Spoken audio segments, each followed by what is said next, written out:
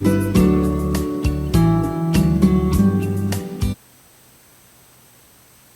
expected better.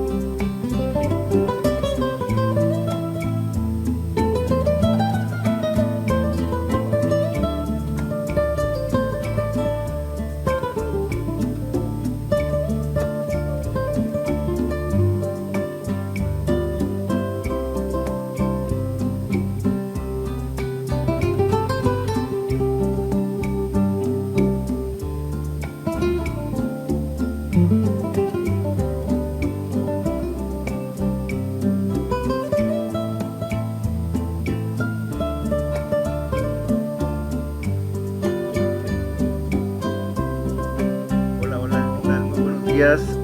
Nada más para ver si pueden compartir ahí en el chat si me escuchan bien, por favor. Excelente, Humberto. Gracias, Eduardo. Muy buenos días a todos. Les doy la cordial bienvenida y el agradecimiento de su participación a este nuevo webinar de Agrobaja en conjunto con Forefront ED. Con el tema del futuro de los cruces fronterizos. En este día tenemos de invitado a Gustavo de la Fuente.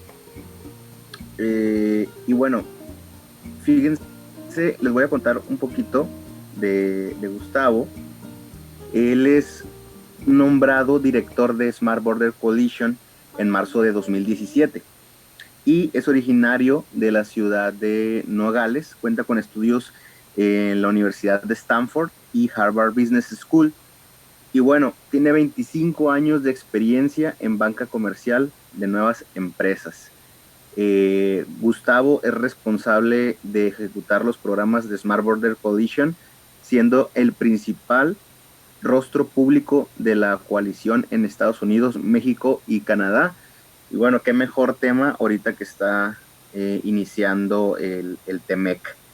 Pues bueno, vamos a darle la bienvenida a Gustavo y los controles para que empecemos con este webinar. Muchísimas gracias a todos. Comenzamos.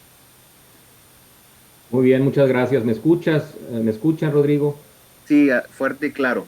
Muy bien, muchas gracias. Y sobre todo quiero agradecerle a Forefront ED y al Patronato de Agrobaja por darme unos minutos para expresar un punto de vista muy personal sobre lo que está pasando con los cruces y lo que creo yo que puede pasar.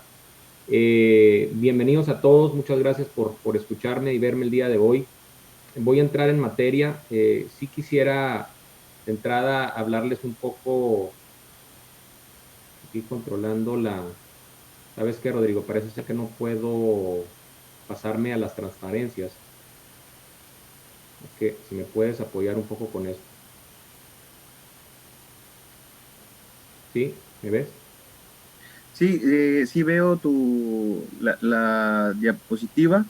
Se supone que no debería de haber ningún inconveniente. A ver, ahí veo tu cursor, ¿eh? Sí, sí, sí, de hecho yo lo veo. Lo que pasa es que no puedo irme a la siguiente. O si quieres, Sí, bueno, yo lo voy comentando. ok, Normalmente va. ¿sí? No, no, adelante, adelante. Sí, mira, lo que yo les quería comentar el día de hoy inicialmente, pues yo vengo de una organización que se llama Smart Border Coalition. Somos una organización sin fines de lucro. cuya misión es agilizar los cruces fronterizos, tanto para la carga como para los peatones y los autos. Es una organización que tiene un poco más de 10 años y proviene de un concepto que se llamó en los 80s y en los 90s San Diego Dialogue. Entonces, mucha de la perspectiva que yo les voy a ofrecer el día de hoy tiene que ver con la región Tijuana-San Diego, pero mucho de lo que voy a decir también se puede adaptar muy bien a la situación de otras fronteras, sobre todo las fronteras de California con Baja California, y seguramente el caso pues de San Luis, porque sé que hay algunos vecinos aquí escuchándonos y viéndonos. Entonces, déjame ver, ahora sí. Normalmente esta es una foto que yo le muestro a mucha gente cuando me toca decir algunas palabras. Si se fijan ustedes, los que más o menos conocen la geografía de San Diego y de Tijuana, pues es una mancha urbana. En este caso, pues no se nota la frontera, y así nos gusta verlo muchas veces, ¿no? La prosperidad de un lugar muchas veces depende del otro. Y esta visión, digamos, nos hace ver las cosas en forma muy distinta. Sin embargo, como ustedes saben muy bien, somos una región que tenemos algunos cruces, algunos puertos, y así como ven a Tecate y a Otay y a San Isidro, etcétera, pues todo el estado de California, con Calexico, con Mexicali, con Algodones, con Andrade, San Luis, los dos San Luis, pues se dan cuenta de que existen estos puntos muy pequeños en el mapa, pero que significan muchas cosas. Normalmente, estos puntos yo los considero una gran oportunidad. Antes de entrar ya en la materia de los cruces y de cómo se van a ver en el futuro, sí quisiera comentar que la misión de la organización que yo represento, Smart Border Coalition, es hacer más fácil y eficiente el comercio exterior y los cruces entre los puertos de Tijuana y de San Diego. Y esto, como les decía, puede aplicar muy bien a otros puntos fronterizos. Nuestra visión es de tener un lugar, una frontera gestionada, pero que acerque a las comunidades de los dos lados de la frontera, en un contexto de prosperidad y de éxito compartidos, como lo comento aquí. Y más que nada es para establecer un estándar internacional de innovación fronteriza. Estamos muy lejos de eso, pero es un buen objetivo que debemos de perseguir. En la agenda de hoy voy a hablarles un poco del contexto de los cruces y de los puertos. Les voy a mostrar algunas gráficas ahí en unas fotos interesantes. Después paso al impacto de la pandemia, brevemente, y en forma incluso más breve voy a hablar de los asuntos estructurales y las limitaciones de la relación, que no me puedo extender mucho tiempo allí, pero por cuestiones de tiempo y del tema en cuestión hoy, no le voy a dedicar tanto tiempo a esa parte, a la tercera parte. Y finalmente creo que la parte más importante de mi colaboración el día de hoy van a ser las recomendaciones y las expectativas. Y claro, yo creo que la discusión después con sus preguntas va a ser lo mejor. Déjenme hablarles un poco del contexto de los cruces y de los puertos. Yo siempre he visto a los puertos como un canal de oportunidad, como decía, no nomás para la parte de empleo y comercio exterior, ¿no? Muchos de nosotros pues tenemos familia de los dos lados de la frontera, o sea, hay un tejido social aquí, un tejido familiar que muchas veces ¿cómo les diré? Lo soslayamos. Hay temas de entretenimiento, hay temas de salud, hay temas simplemente de oportunidades de negocio que vemos en nosotros por la existencia de los puertos, ¿no? Nos permiten hacer muchas cosas, ¿no? Ir y venir. Ahora, una de las cosas que estamos viendo, que nos parte del trabajo de Smart Border Coalition es ver qué está pasando con el tráfico, ¿no? Tráfico no nada más de la carga, estoy hablando también de peatones, de autos, y en general, ahorita vamos a ver unas gráficas, pero en general tenemos todavía un ascenso en casi todos los rubros, aunque el 2019 sí fue un poco anómalo a otros años. Ahorita les comento de eso. Y a pesar de que tenemos estos incrementos en el tráfico de la región, de los dos estados, no tenemos, o sea, irónicamente, no tenemos suficiente inversión en nuestros puertos. Hay casos en los que cada año dejamos de gastar o hay digamos, una brecha en el gasto, en la inversión en los puertos fronterizos de toda la frontera de México, Estados Unidos, de alrededor de 500 millones de dólares. Y luego tenemos otro factor que complica las circunstancias, que es el personal. las agencias como CBP, como SAT, INAMI, no tienen el personal que necesitan, que ocupan, y muchas veces cuando tienen algo de personal, tiene mucha rotación. Entonces hay una serie de factores ahí que nos impiden muchas veces atender a ese tráfico creciente en forma correcta, ¿no? Mejor cada vez. Y ahora, pues que entra en vigor el TEMEC, que es el primer día hoy de la entrada en vigor del TEMEC, eh, esto yo creo que en un corto o mediano plazo va a incrementar el tráfico. Quizá no este año por las razones que conocemos del COVID-19 ni el año que entra, pero en general el TEMEC no solamente va a incrementar el comercio exterior, sino que también va a fortalecer las relaciones sociales que hay entre los países, la interrelación pues que siempre hemos tenido. Déjenme comentarles un poco aquí en esta gráfica. Ustedes ven así muy alto nivel qué es lo que está pasando con el tráfico entre California y Baja California, tomando en cuenta los últimos 20 años. Si se fijan allí, tenemos un incremento notorio en cuanto a los cruces de peatones, incluyendo el año pasado un poco, y una caída relativamente pequeña en el cruce de vehículos que vamos a ver un poco más notorio ya en el 2019 y seguramente pues este año es un año que va a ser un parteaguas en muchos sentidos, ¿no? Pero en general, si se fijan, la zona, aunque no hemos llegado a los niveles que teníamos por allá del 2000-2001, antes del 9/11, sí estamos en niveles del 2006 más o menos, ¿no? Ahora, si vemos esto un poco más, en forma más detallada por zona o por área, si se fijan, muchos de ustedes que están en el Valle Imperial, se dan cuenta de que hay diferencias, ¿no? Hay diferencias, no todo es exactamente igual. Si se fijan en el Valle Imperial, el cruce de peatones y de autos, pues se ha mantenido, más que nada mantenido.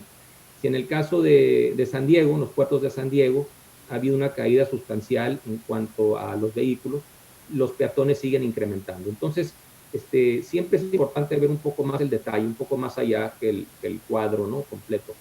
Si hablamos de los cruces de vehículos, para que se den una idea, sí también hay un ascenso desde el 2010, 2011, pero ya se empieza a ver digamos, un decremento. Si lo vemos ya a niveles del Valle Imperial y de San Diego separado, pues vemos que importantemente el caso de San Isidro sí nos llama mucho la atención porque los vehículos sí han incrementado ahí, pero si se fijan en Otay, ha bajado, y el caso del Valle Imperial, pues sí hay un incremento fuerte en Mexicali 1, pero los otros se han mantenido, como quien dice, es un incremento muy pequeño. Entonces, esto nos apunta a los contrastes que puede haber entre los puertos. Una de las cosas que más me llamó la atención es esta tendencia del cruce de peatones. Si se fijan en el lado derecho, Calexico West, Mexicali 1, ha sufrido una caída brutal en el cruce de peatones en los últimos 20 años. Y hay un estancamiento en cuanto a Mexicali 2 y Andrade de los Algodones, por ejemplo. En el caso de San Diego es también muy diferente.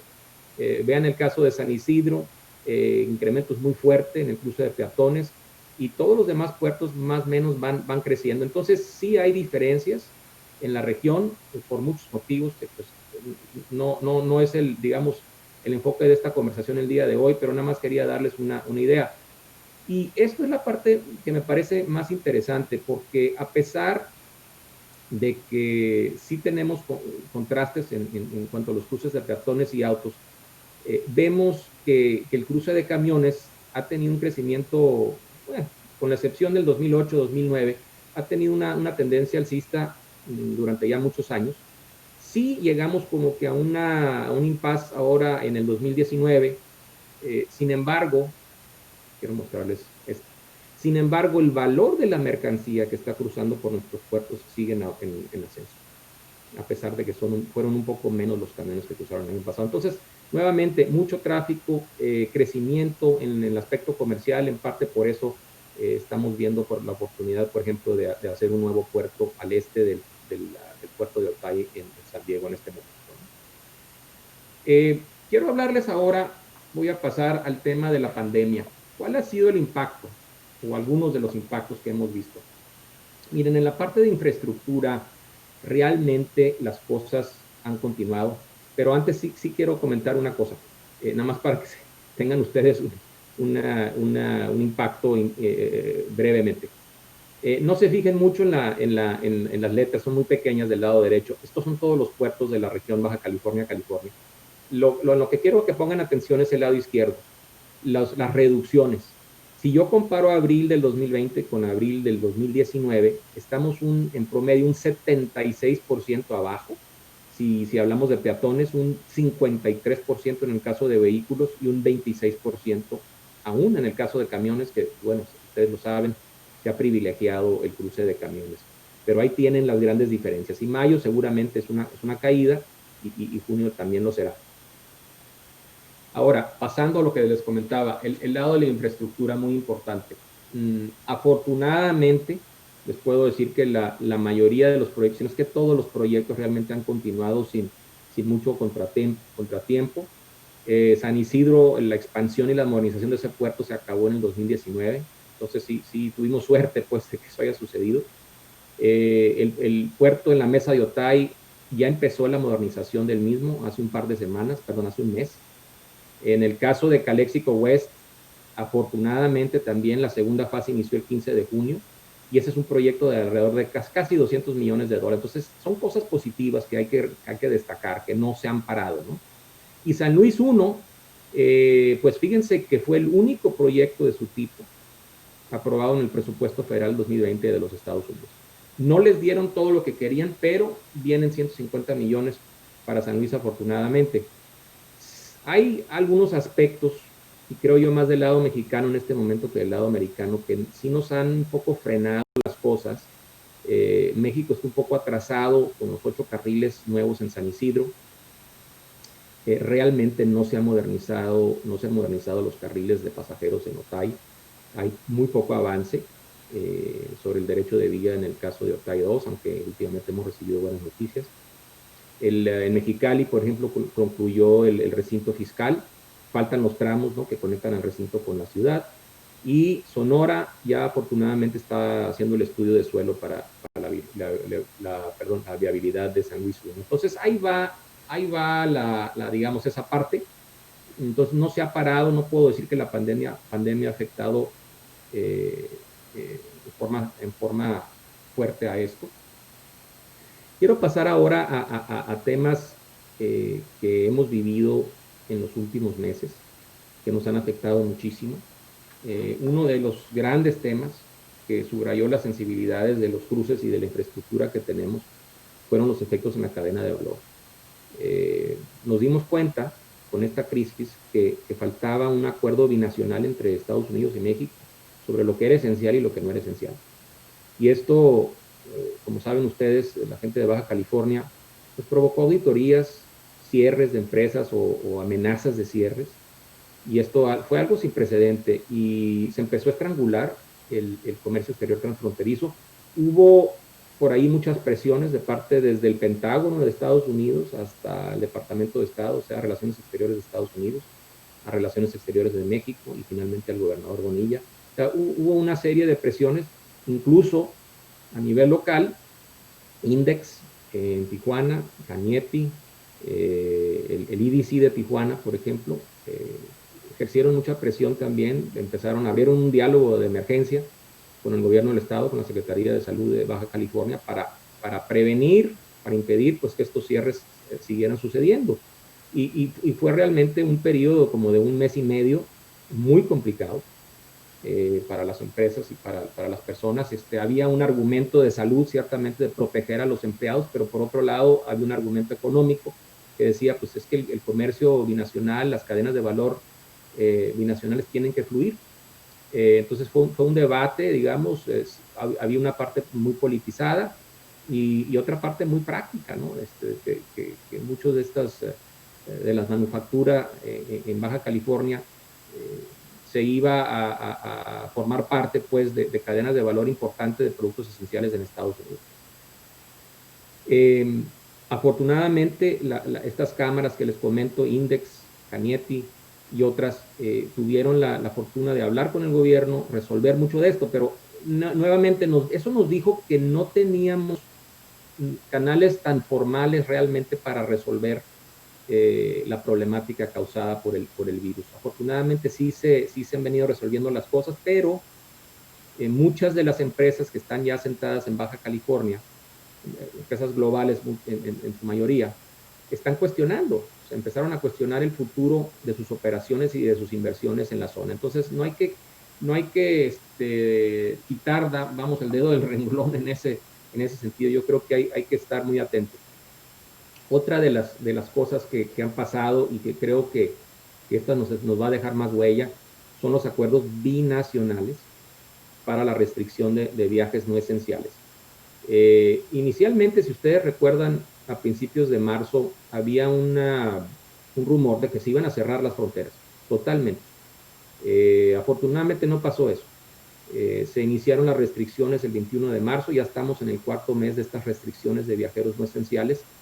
Y como ustedes saben, esto ha tenido un efecto devastador en el comercio de los dos lados. Si ustedes se fijan en San Isidro o en Calexico o en San Luis, Arizona, el efecto ha sido tremendo. Nunca se consultó al comercio ni a las cámaras de comercio del lado americano o del lado mexicano, porque pues el centro de Tijuana o de Mexicali realmente está sufriendo económicamente. West, en el caso en la zona que yo represento, se cerró, mucha de la gente que iba al centro de Tijuana pasaba por ahí, pues ahora utiliza East, ¿no? En San Isidro, pero digamos, todo eso ha afectado el comercio, los cambios de horarios, ustedes les han tocado en Mexicali, les ha tocado en Andrade y en Algodones, entonces esto realmente sí nos ha afectado muchísimo. Inicialmente, cuando empezó esto, esta es una foto del antes, ¿no? Por ejemplo, en San Isidro del tráfico, y esta es una foto del después. O sea, las filas eran muy cortas. Eran muy cortas. Aquí del lado derecho tienen la Sentry, en el medio tienen la Ready, y el lado izquierdo tienen todo tráfico, ¿no? All traffic.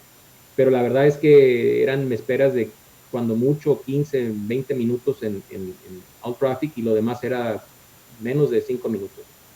Esto fue durante un tiempo. Desgraciadamente esto ha cambiado sustancialmente.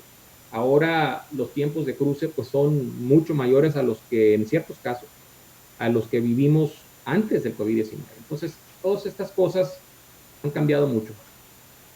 Voy a enfocarme un poco ahorita en hablar sobre las agencias. Yo creo que aquí mucho de la queja, yo diría, y de la reflexión tiene que ver con aduanas de Estados Unidos y de México.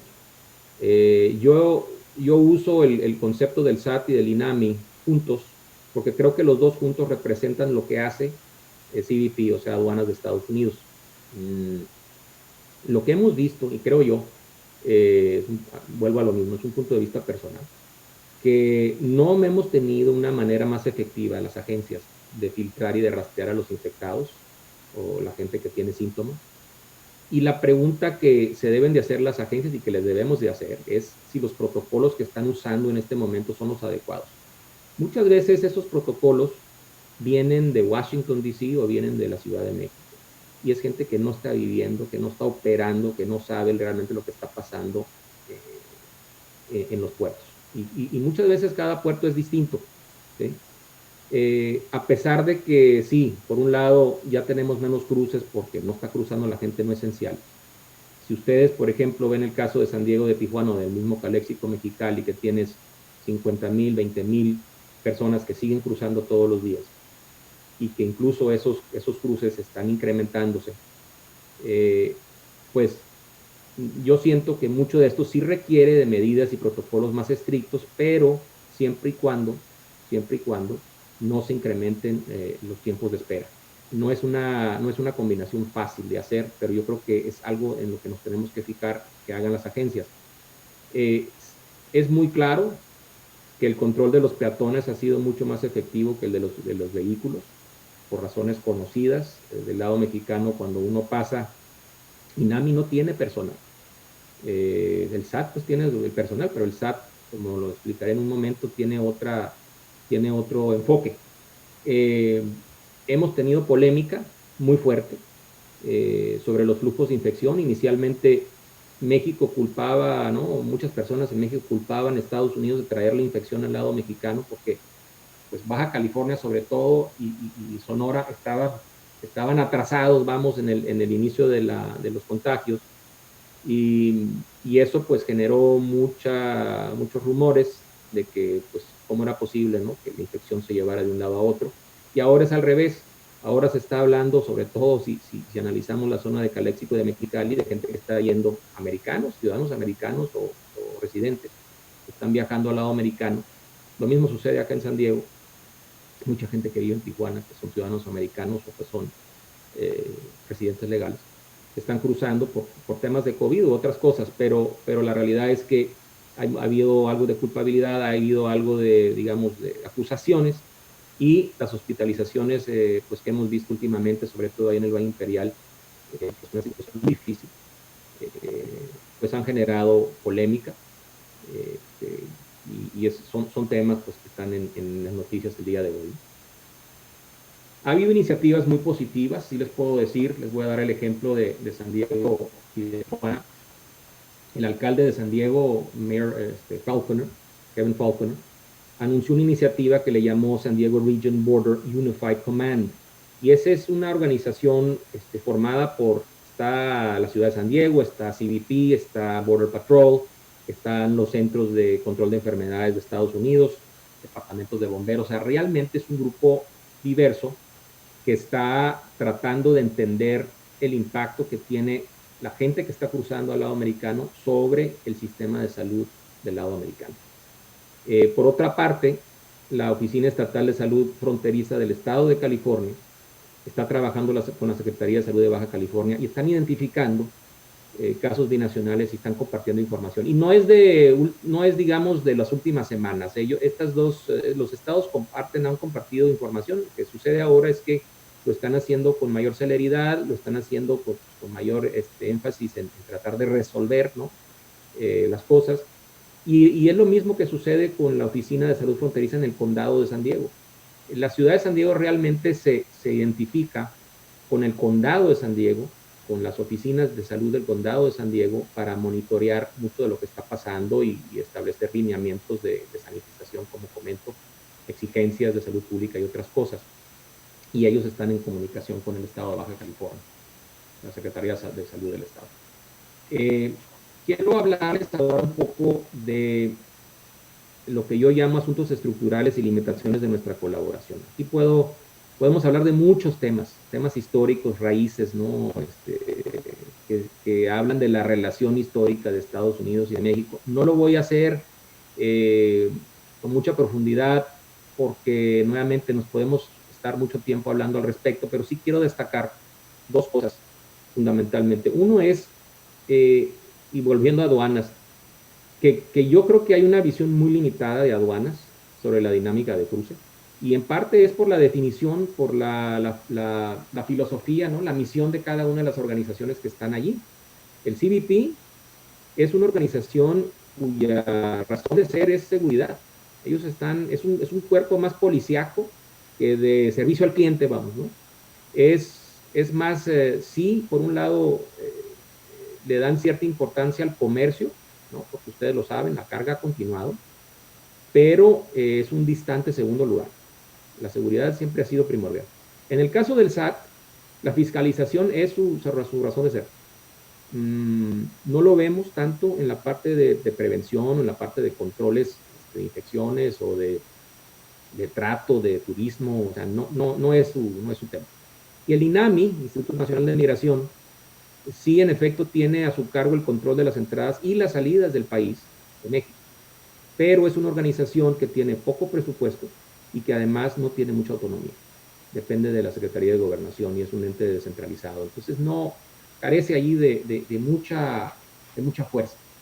Y es importante esto porque como consecuencia de la razón de ser de estas organizaciones, los flujos de tráfico, las filas, las implicaciones que tienen estos temas en la economía fronteriza muchas veces no forman parte de la planeación de estos organismos. Otro de los aspectos que también ha limitado un poco la colaboración más efectiva es que vamos analizando la naturaleza de la política local, las prioridades del Estado de California y sobre todo del Ejecutivo. No estoy hablando necesariamente del Departamento de Transporte de California o digamos, de las asociaciones de gobierno, porque ellos han hecho muy buen trabajo. Pero si hablamos en términos generales, el gobierno del Estado de California no le da la misma prioridad, digamos, o sea, San Diego, Calexico, Andrade, no le da necesariamente la misma prioridad que le pudiera dar a un Los Ángeles o a un San Francisco. Eso hay que tomarlo en cuenta. Y menos pues a Baja California, ni siquiera es parte de California. Entonces, hay que tomar eso en cuenta. La zona fronteriza, normalmente no somos la prioridad de los oficiales a nivel estatal, y menos a nivel nacional, menos en cuanto a lo que opina la Ciudad de México o Washington, D.C. Eso no quiere decir que no atiendan a las regiones. Yo sé ahora últimamente el gobernador Newsom en California está muy interesado en saber qué está pasando en el imperial y están tomando medidas más fuertes para la prevención de COVID-19. Entonces sí, en efecto, cuando se necesita, sí se actúa, simplemente que no está tan, digamos, prioritario, ¿no? En la lista de cosas que se tienen que hacer. La frontera no siempre lo es. Y les puedo decir también que hay diferentes formas de relacionarse. Los ayuntamientos de Tijuana, de Mexicali, de Algodones se han basado primordialmente en el apoyo del estado de Baja California para todo lo que tenga que ver con salud, y en el caso de San Diego, de Calexico, de Andrade, pues se maneja mucho a través de los condados. Entonces eso también les marca a ustedes ciertas diferencias en la forma en que se manejan los gobiernos. Quiero pasar ahora a recomendaciones y expectativas, que creo que es la parte más importante de lo que les voy a contar. Si vemos la carga y vemos las cadenas productivas, yo creo que estamos en un momento, a pesar de todos los problemas que estamos viviendo y del caos y de la crisis que tenemos, va a haber un reacomodo de las cadenas productivas globales. ¿Por qué? Pues en buena medida porque la situación geopolítica, la relación China-Estados Unidos está cambiando brutalmente. Nos vamos a ir de cadenas productivas globales a cadenas productivas regionales. Hoy pues entra en vigor el TEMEC. Eso creo que también va a agilizar el tener cadenas productivas más regionales para tener más, digamos, seguridad de que cuando hay algún problema pues podamos seguir produciendo, ¿no? Esa es la realidad. Entonces sí creo que viene eso. No es que va a ser un maná del cielo, ¿no? De la noche a la mañana. Creo que sí se va a llevar tiempo en que estas cadenas lleguen, se ajusten, va a haber ajustes de productividad ahí un tiempo, pero yo creo que es una gran oportunidad. Como digo, aquí es una oportunidad de oro para la frontera México-Estados Unidos. Baja California creo que está bastante bien posicionado, pero por otro lado, hay que hacer mucho trabajo. Si yo veo a la ciudad de Tijuana en este momento, pues la ciudad realmente tiene que, esto no lo ha hecho, tiene que establecer desde ya una visión que cimienta su desarrollo en la apertura de un nuevo puerto terrestre, o sea, OTAI 2, y tener una red de transporte público que funcione bien, lo cual no ha sucedido yo creo que nunca. Y tiene que resolver la problemática del tratamiento de aguas residuales, ¿no? Al igual que, por ejemplo, en el tema del Río Nuevo, en Mexicali y Calexico, que ha sido un dolor de cabeza. Entonces, son ese tipo de cosas que se tienen también que resolver para poder recibir, ¿no? Atraer a inversión extranjera, que es uno de los factores.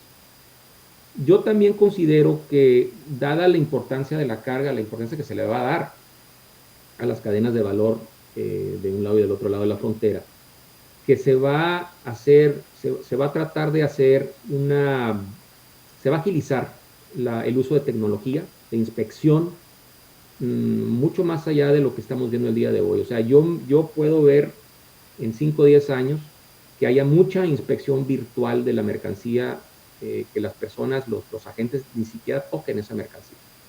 Entonces va a haber una especie de prevalidación de la mercancía y de los mismos choferes, para evitar los contactos, usando las mejores tecnologías que ya existen, simplemente no se ha llevado a cabo, pero todo este tema del COVID-19 va a agilizar eso. Ahora, déjenme irme un poco a hablar de los vehículos, de los peatones, ¿no? De todos nosotros, que muchos de nosotros que cruzamos todos los días o hasta fechas recientes lo hacíamos. Una de las cosas que a mí me parece muy serio es que CBP no tiene suficiente personal en las casetas para reducir los tiempos de espera. O sea, por un lado nos dicen que están haciendo los ajustes necesarios para que los tiempos de espera no sean tan largos, pero la realidad que estamos viviendo acá en San Diego y en Tijuana, por ejemplo, es otra. Se está tardando mucho tiempo, incluso, un poco más incluso que antes del COVID-19. Entonces eso nos hace dudar de un poco de las decisiones que se están tomando. Ojalá que se puedan tomar decisiones que realmente agilicen, porque en la medida que ustedes tienen más fila, por ejemplo, más fila peatonal, eso solo le agrega al foco de infección, ¿no? Hay que pensar un poco en la salud de la gente en ese sentido. Yo creo también que las agencias todas, no solamente CBP, SAT, INAMI también, tienen que revisar los protocolos actuales que tienen para controlar la infección, para ver si realmente son los adecuados, ¿no? Yo creo que ahí hace mucha falta que organizaciones locales les podamos dar nuestra opinión de lo que está sucediendo, de cómo estén manejando estos casos. Las agencias también deben de promover sus políticas de sanitización, incluso robustecer sus políticas.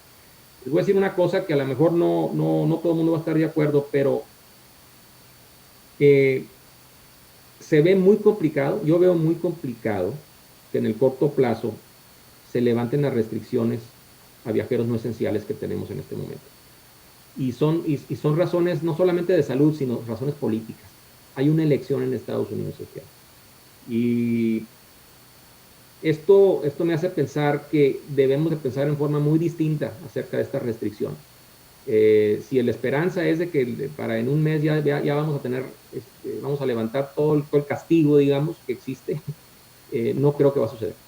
Entonces, ¿qué podemos hacer para ir mejorando las cosas? Bueno, el diálogo es importante, pero yo creo que el hecho de que las agencias estén cumpliendo con los protocolos y diciéndole al mundo, sabes que estoy cumpliendo con los protocolos, estoy revisando los protocolos, eso nos va a ayudar nos va a dar más confianza, le va a dar más confianza a los gobiernos federales para, en efecto, pensar en levantar las restricciones y revivir el comercio en la región.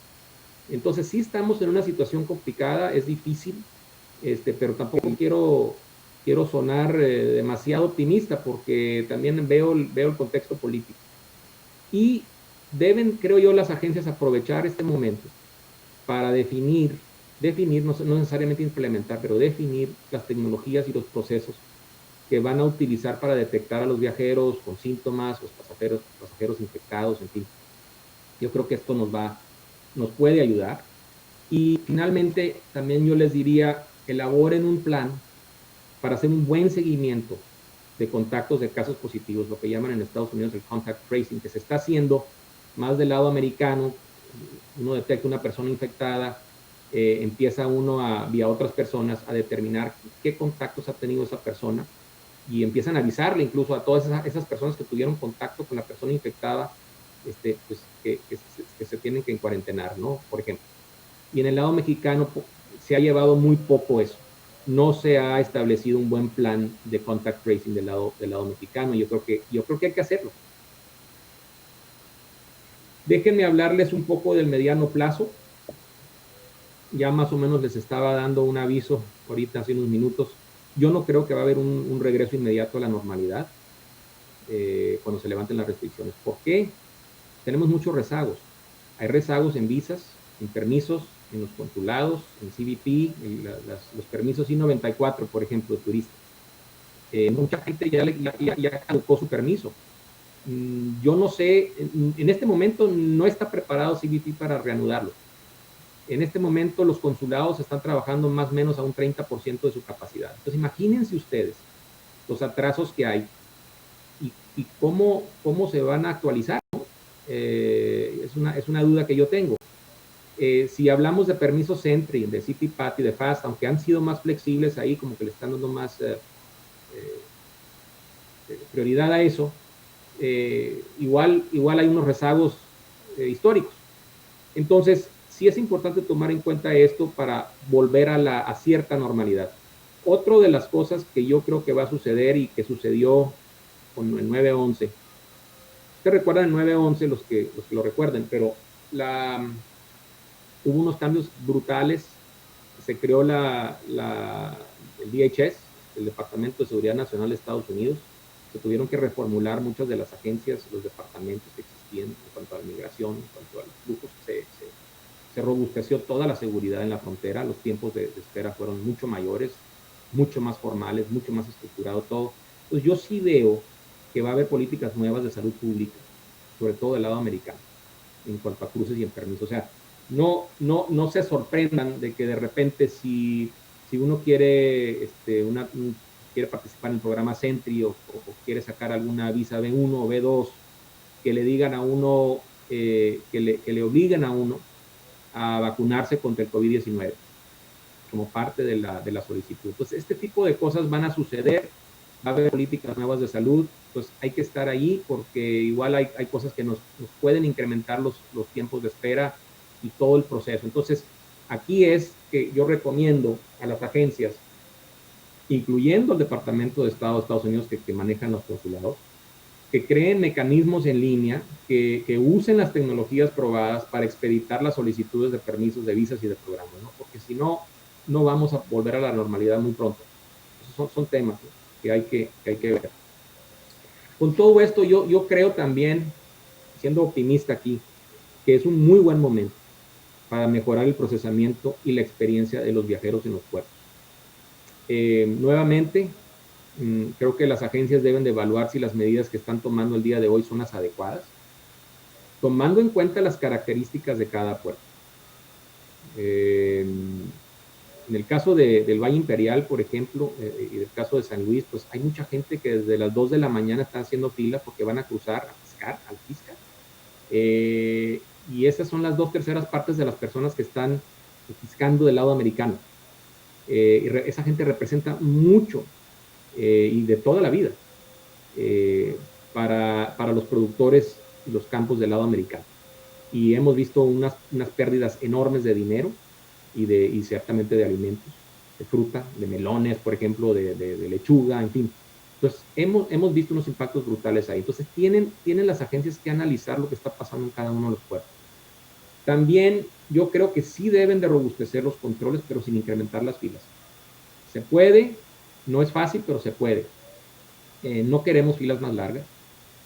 Solamente incrementan la infección, sobre todo de peatones.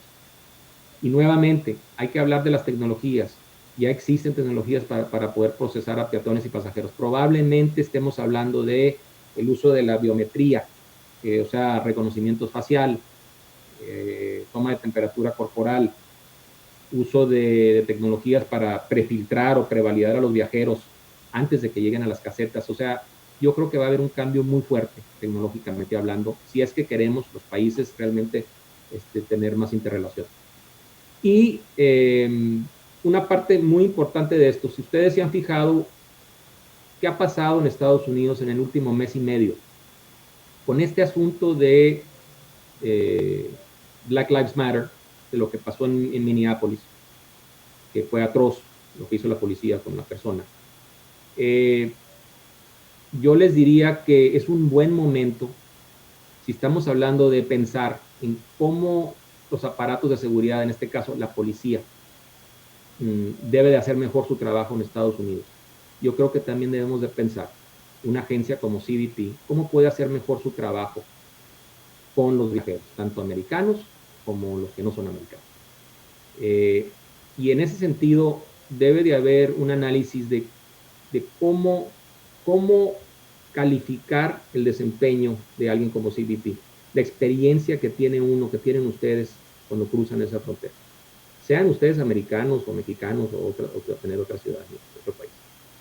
Y aquí es en donde a CBP se le puede calificar, se le puede evaluar en cuanto a indicadores de desempeño, que podrían ser, por ejemplo, los podemos basar en el número de carriles abiertos, en los tiempos de espera por carril, en el tiempo que cada uno de los agentes le dedica a procesar a cada uno de los viajeros, en términos de incluso de los índices de infección que están pasando por los puertos. Entonces, hay muchas formas de hacerlo, pero tiene que ser muy receptivo CBP a ello. No lo ha sido a la fecha, digamos, tenemos muy buena relación con CBP, pero CBP llega un momento en que le pone el alto a uno, ¿no? Pero es un buen momento para ver esto. Otro de los temas, ya saliéndome un poco de las agencias, debemos de profundizar en los mecanismos de diálogo.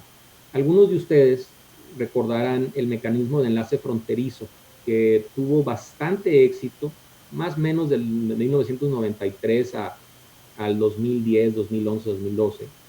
Y lo que hacía era reunía las autoridades locales, estatales y federales, a aduanas incluso, a las oficinas de transporte de los estados, para acordar lo que se necesitaba hacer en cuanto a infraestructura fronteriza, infraestructura grande y chica, de las dos. Y los cónsules de México y de Estados Unidos, ¿no? En cada país, por decir, el cónsul de México en San Diego, cónsul de Estados Unidos en Tijuana, eran los que llevaban la batuta, eran los que presidían las reuniones. Y ustedes saben que cuando un cónsul quiere presidir una reunión, va todo el mundo, ¿no? Todo el mundo quiere salir en la foto. Pero en estos casos eran unas reuniones cerradas y se hacía muy buen trabajo y se avanzaba. Entonces yo creo que es importante pensar en regresar a eso. Y no solamente regresar a eso, pero de que el mecanismo de enlace fronterizo también utilice organizaciones como la que yo represento, Smart Border Coalition.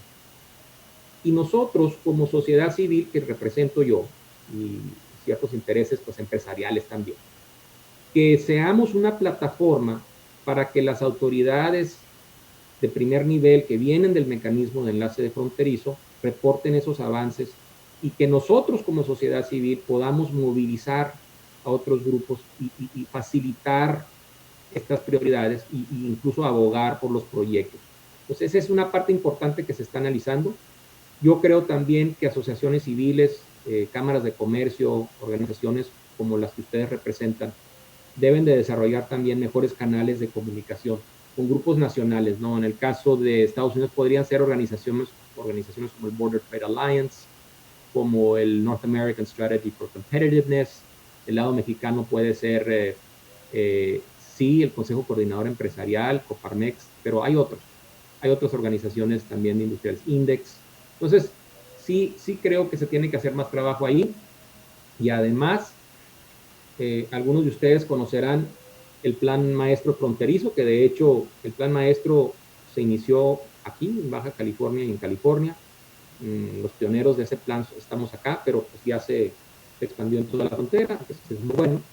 Pero ahí es donde debemos participar más como sociedad civil, no dejar nada más a los gobiernos que estén participando. Aunque se ha abierto la puerta a la iniciativa privada, a asociaciones civiles de participar en estos mecanismos, no lo estamos haciendo con la consistencia de vida.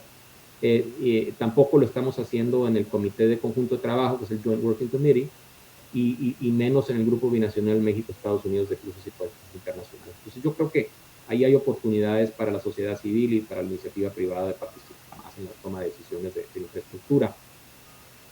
Dos temas finalmente para concluir mi presentación.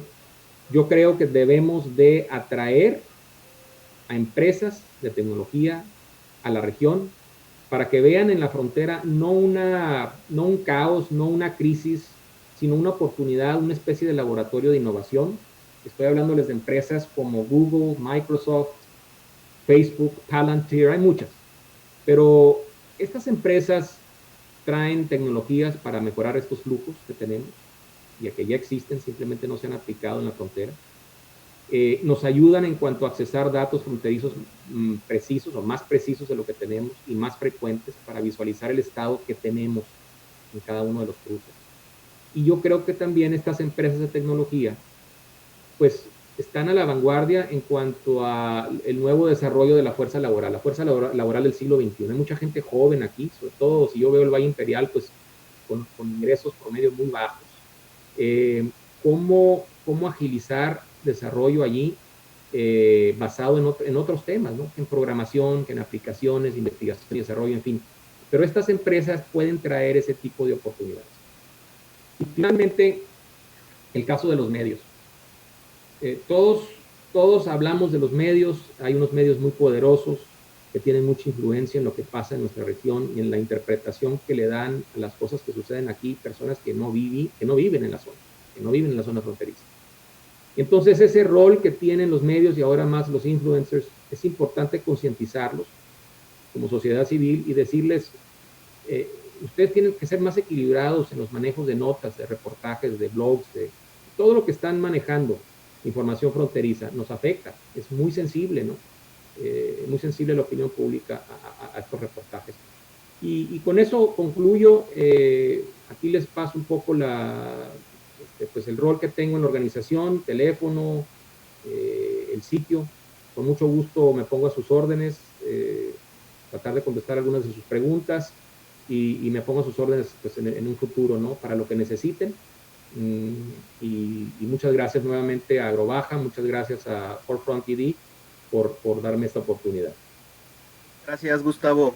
Fíjate que nos comentan, nos hacen el comentario, que la disminución del tránsito de personas a través de la frontera es debido a que están suspendidos los cruces turísticos por Estados Unidos. Esto en relación a las primeras gráficas que mencionaste, los declives que ha habido, ¿no? ¿Tú qué piensas al respecto? Bueno, yo lo que les di es información hasta el 2019. Entonces, yo creo que hay una parte aquí que del 2020 que yo no hablé y que sí, en efecto, lo que dice la persona es correcto. Si vemos lo que pasó hasta el 2019, en efecto, yo creo que ha habido, debido a la política migratoria más dura de la administración Trump en general, y eso ha afectado la percepción de la gente al cruzar. O sea, independientemente si haya o no haya más restricciones al turismo en el 2019, que realmente no hubo, simplemente creo que se endureció la política y por lo mismo hay gente que decide no cruzar por eso mismo, porque hay más incertidumbre, porque hay más miedo de no cruzar. Entonces, yo creo que hay que ver las cosas en el tiempo. 2019, 2020 ha cambiado mucho las cosas. Muy bien. También nos comentan que precisamente hace rato que comentabas que había varios rumores. Nos comentan si se cerrará la frontera totalmente en algún punto. ¿Tú qué opinas? No, yo no creo que se va a cerrar totalmente.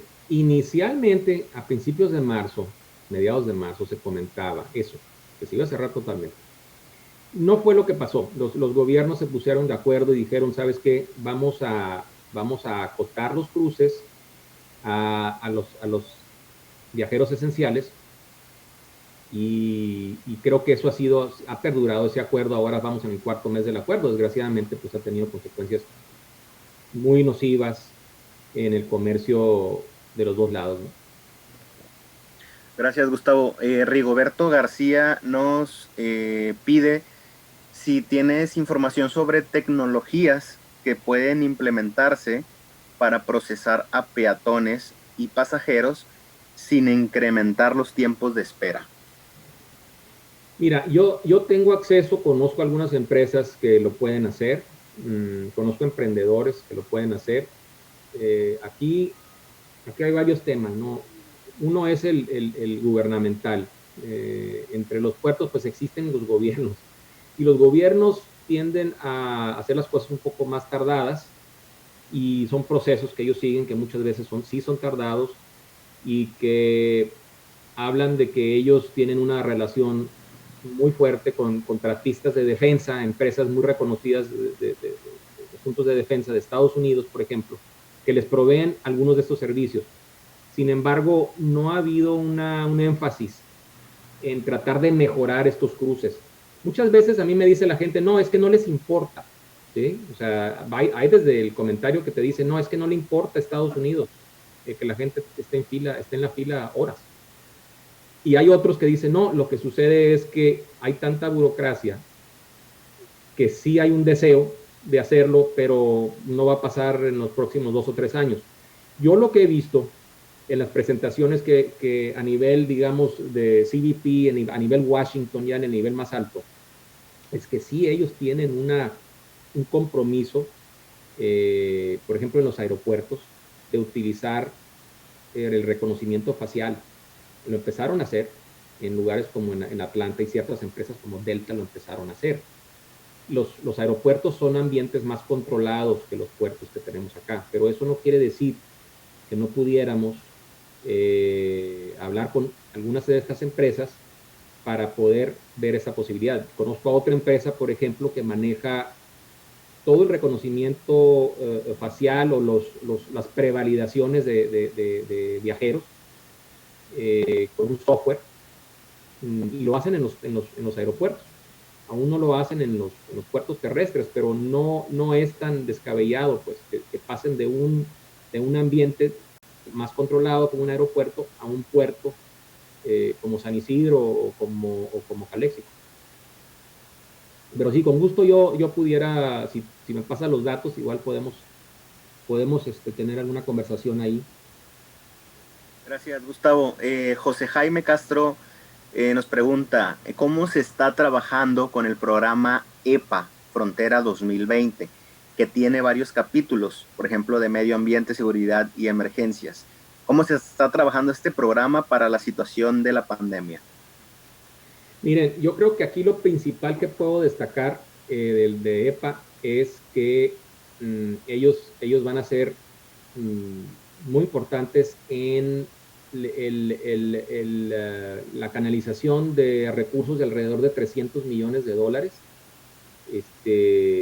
manejados vía el TEMEC, para tratar con temas de aguas negras, sobre todo de aguas negras, el tratamiento de agua en la frontera. Les puedo decir que de esos 300 millones creo que se van a invertir, digamos, en 4 años, 75 millones por año. En Tijuana, en el problema que existe en Tijuana con el río Tijuana y las aguas que no son tratadas y que llegan al lado americano a playas como Imperial Beach y el Coronado. Entonces, mucho de ese recurso se va vía la EPA, se va a quedar del lado americano. No está, digamos, no es obligatorio que todo ese recurso se utilice solamente del lado americano. Una parte probablemente se va a usar del lado mexicano también. Yo no sé, por ejemplo, si parte de esos $300 millones se pudieran utilizar en el caso de Río Nuevo, ahí en Mexicali y en Caléxico, que también urge. Entiendo yo que tienen otro tipo de recursos que van a usar del lado americano, que hoy estaba leyendo, de hecho, del mejoramiento, ¿no?, del tema en Río Nuevo en el lado de Caléxico. Pero sí, la EPA va a tener mucho que ver, sobre todo con agua. Es lo que sé por el momento, pero hay que competir por esos recursos. Hay que competir por ellos. Entonces, eso es lo que sé, digamos, lo que yo puedo destacar de la EPA en cuanto a la frontera. Gracias, Gustavo. Nos preguntan si conoces algunos esfuerzos, regresando a la pregunta anterior, algunos esfuerzos vigentes para hacer las fronteras más inteligentes. Mira, hay esfuerzos de todo tipo. Hay puertos en Texas, por ejemplo, que están haciendo algunas pruebas de carga. Hay puertos en la frontera de Estados Unidos y de Canadá, por ejemplo, que están intentando prevalidar mercancía en el lado canadiense antes de que entre Estados Unidos para no tener que revisarla en el lado americano. Hay puertos que tienen diferentes cosas, ¿no? El caso de otros puertos, por ejemplo, en la frontera México-Estados Unidos se han llevado a cabo estudios de reconocimiento facial, pruebas. Se llevó una prueba a cabo aquí en San Isidro, se llevó otra prueba a cabo en Nogales, y así hay diferentes digamos, iniciativas. Desgraciadamente, CBP no las da a conocer todas así en su totalidad, pero es bastante público en ese sentido. Sí se podría averiguar todas y cada una de ellas. Pero sí ha habido varios esfuerzos. Lo que sucede es que no ha habido yo siento que no hay una prioridad para agilizar todo eso. Se tardan mucho los pilotos en implementarse. Y no estamos para eso. Yo creo que ahora con el COVID-19 y todo lo que está pasando y todas digamos, la problemática que tenemos en la frontera, necesitamos agilizar estas cosas. Y parte de eso es hablar con CBP por un lado, pero por otro lado, como lo decía yo en la presentación, yo creo que hay que atraer, hay que buscar empresas tecnológicas y reconocidas para apoyar y va a haber oportunidades también para emprendedores jóvenes que tienen ideas y que las pueden implementar y sobre todo, como decimos muchas veces, tropicalizar, ¿no?, a la frontera. Porque muchas empresas, aunque son muy buenas en lo que hacen, no le prestan atención a la frontera. Entonces, si hubiera jóvenes, personas, emprendedores que conocen de la tecnología, que la pueden aplicar, ahí hay organizaciones como la mía, que hemos tratado de agilizar y de hablar con emprendedores y de llevar a cabo iniciativas para que los emprendedores hablen de lo que están haciendo y tal vez les podamos ayudar hasta financieramente hablando, ¿no? Entonces ya depende de la situación que tiene cada uno de las empresas que quisieran participar en algo así. Y en este sentido, Gustavo, ¿hay alguna convocatoria vigente en Estados Unidos para participar con este tipo de tecnologías? Hay convocatorias que tienes Customs and Border Protection, por ejemplo. No es el caso del SAT y de INAMI normalmente, aunque sí tienen sus licitaciones, pero estas muchas de las licitaciones pues, se ven en México, en Ciudad de México. En el caso americano, sí hay ciertas convocatorias vía Washington. Entonces, pero como les digo, no es tan conocido, pero sí las hay, ¿eh? Sí las hay. Nosotros, como sociedad civil, digamos, como asociación civil, el año pasado, por ejemplo, llevamos a cabo un desafío de la frontera inteligente. Invitamos a emprendedores de los dos lados de la frontera con diversas soluciones. Y este año lo vamos a volver a hacer, lo vamos a hacer en el otoño, para que estén pendientes, porque participó gente de Mexicali, de Tijuana, de San Diego, y tuvimos muy buenas presentaciones, la verdad, y hemos impulsado un poco eso, pero son en edad muy temprana estos proyectos, ¿no? Ojalá que tuviéramos proyectos un poquito más avanzados, que ya tuvieran algún prototipo que se pudiera utilizar. Gracias. Eduardo González está interesado en este tema. Hay que recordar que está la página en la pantalla de Smart Border Coalition y el teléfono para que se pongan en contacto contigo. Nos preguntan varias personas también, ¿cuál es tu percepción con respecto a la apertura de los cruces no esenciales? Bueno, vuelvo a lo que estaba diciendo, que la realidad de las cosas para mí es que tengo que ser muy realista en esto. Yo considero que estamos en un momento, dame un segundo, ¿verdad?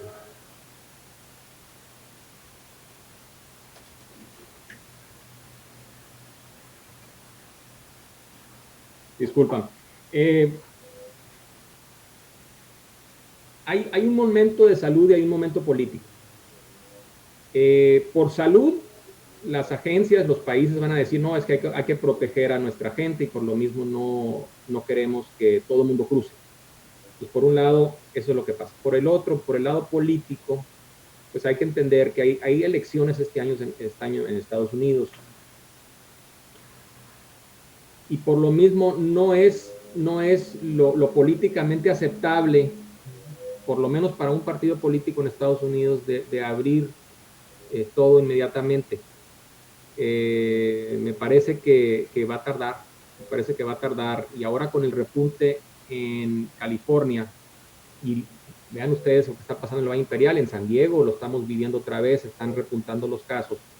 Mexicali ha sido muy afectado últimamente, entonces Sonora, ni se diga. Entonces, todo eso nos hace pensar que no va a haber una apertura muy pronto.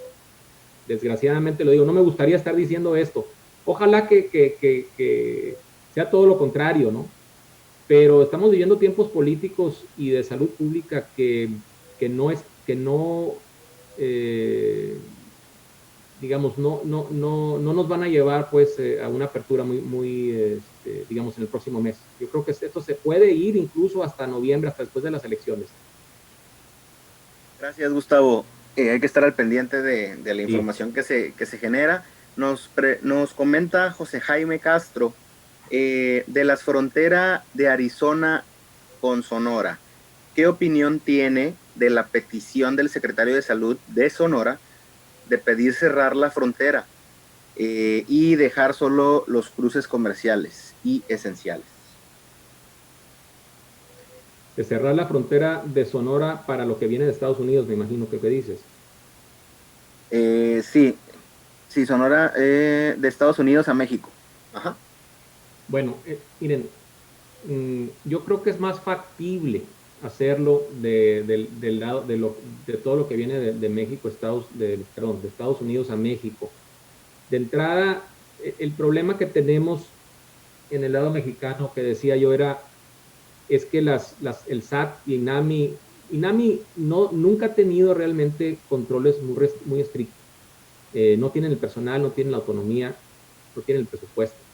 Entonces, si ustedes pasan en auto hoy en día, pues sí, puede ser que les toque una revisión aleatoria ahí con el SAT, pero el SAT normalmente no les va a preguntar a las personas que están entrando al país por sus documentos migratorios, sus pasaportes, en fin, no es la función del SAT.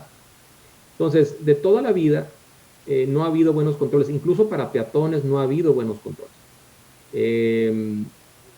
Y ahora, pues, con el tema del virus, sí hay más controles, porque los he visto, los protocolos que tiene el INAMI para la gente que está cruzando el lado mexicano. Incluso tienen cámaras de temperatura y tienen un contacto muy bueno, por ejemplo, con la Secretaría de Salud o la Secretaría de Salud de los estados. Pero el cerrar al 100% económicamente es devastador. O sea, hay que llegar a un balance aquí entre la salud y el comercio. Llega un momento en el que si cerramos todo durante un tiempo determinado, ya no se van a recuperar los negocios. De por sí la situación está crítica del lado de Sonora, sobre todo en la frontera, y yo creo que llega un momento en que tiene uno que ver cómo puede equilibrar las cosas y sobre todo controlar mejor a la gente que está entrando al país. Yo no estoy diciendo de hablar de situaciones, por decirles, en San Luis Río Colorado o en Nogales o en Agua Prieta, como lo que pasó en Mexicali y en Caléxico, que estaban esperando 7 horas y que el departamento de policía de Mexicali era el que realmente estaba revisando a la gente que estaba entrando, ni siquiera era el SAT ni INAMI. Entonces, no queremos una situación de esas tampoco. Y es una forma muchas veces de los estados, una forma muy fácil de resolver, entre comillas, resolver un problema. El problema no se resuelve con cerrar, se resuelve con ver las formas de controlar, de revisar lo que está entrando al país, usando cierta tecnología y cierto sentido común, ¿no? Pero el cerrar es lo más fácil, nada más que pregúntenle a los comerciantes del lado mexicano cómo les va a ir con una cosa de esas. Gracias, Gustavo. Nos comenta Mari Murillo, muchas gracias por la información que compartes. La educación es la llave del desarrollo en las comunidades. Estaremos pendientes de indicaciones para temas de movilidad internacional académica.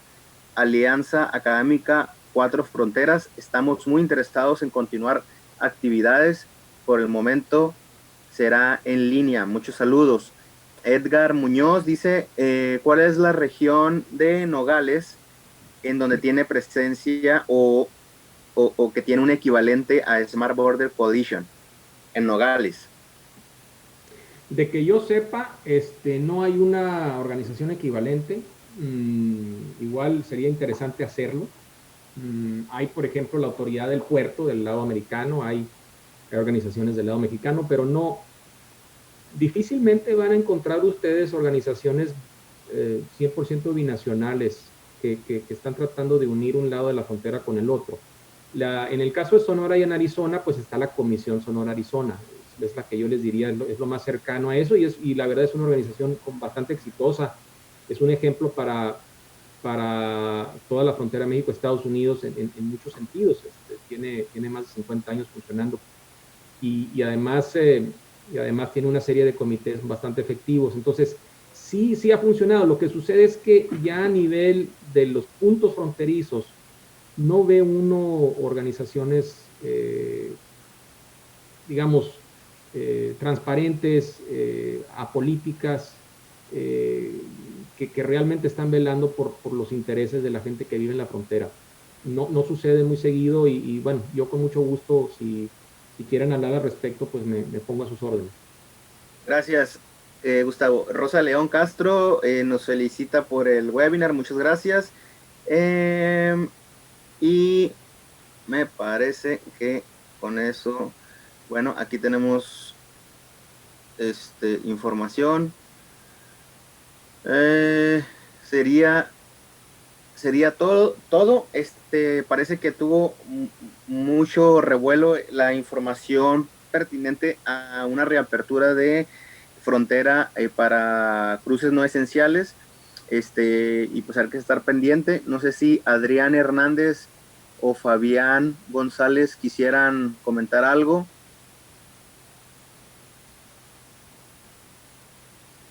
¿Están por ahí? No están. Pues bueno, vamos a darle la palabra a Nasser Méndez, quien es director ejecutivo de Forefront ED, para que con el cierre de este webinar. Nasser, ¿andas por ahí, Nasser?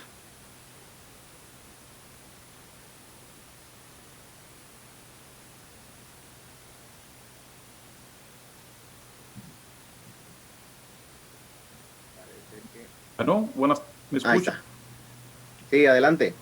Muchas gracias. Buenos días. Pues primero que nada agradecer a Gustavo de la Fuente su apoyo, toda la información compartida esta mañana. Agradecer, por supuesto, la colaboración, la alianza tan importante que tenemos con Expo Agrobaja en el área de Mexicali, y a la audiencia que nos ha acompañado y que ha hecho pues preguntas bastante interesantes. Me da gusto ver en la lista de participantes a diplomáticos de ambos lados de la frontera, a una de nuestras queridas alcaldesas, la alcaldesa de Welton, académicos, investigadores, sector privado, cámaras de comercio. Muchas gracias por acompañarnos, muchas gracias por ser parte de este webinar. Gracias, Rodrigo, por todo el apoyo en materia de publicidad, mercadotecnia y en el manejo de este webinar también. Gracias, Nasser.